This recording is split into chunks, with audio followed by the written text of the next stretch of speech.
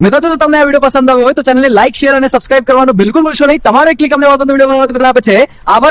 સુરતના ઉધના વિસ્તારમાં 34 વર્ષના ટેક્સટાઇલ વેપારીએ પોતાની પત્નીની બહેન અને ભાઈને ઘરમાં જ ગળેઘાટ માર્યા. સુરતના સાયબર ક્રાઇમ વિભાગે એક પિતા પુત્ર ટીમને પકડ્યા. 436 લોકો પાસેથી 46 કરોડ રૂપિયાની ઠગાઈ થઈ હતી.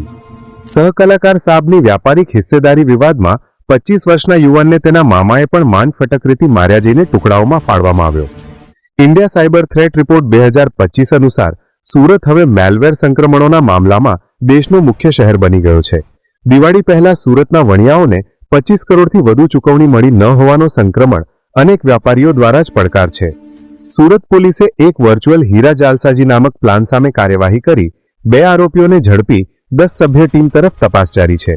સુરતમાં 10,000 કિલો ગોળો એટલે કે અદ્રષ્ટ ઘેંહું જપ્ત કર્યો. ઓપરેટિંગ એકાધિક એકમોની પૂછપાછ થાય છે. જોર્જિયાની પોલીસ દ્વારા 46 દિવસ સુધી ધાડવામાં આવેલા એનઆરઆઈ મહેન્દ્ર પટેલે જણાવ્યું કે પોલીસને તેમણે ગોળી મારી એવી લાગણી થતી હતી. સુરતથી બહાર પણ કેટલીક મોટી ઘટનાઓ જેમ કે ગુજરાતમાં 25 કિમી દૂર સમુદ્રમાં આરોપીઓ પકડાયા. સુરતના શહેર વ્યવહાર, અપરાધ, બજાર વગેરે ક્ષેત્રોમાં આવી રહી કાર્યવાહી અને ચિંતાઓ આવા સમાચાર સામાજિક મીડિયા અને સ્થાનિક આરંભિક અહેવાલોમાં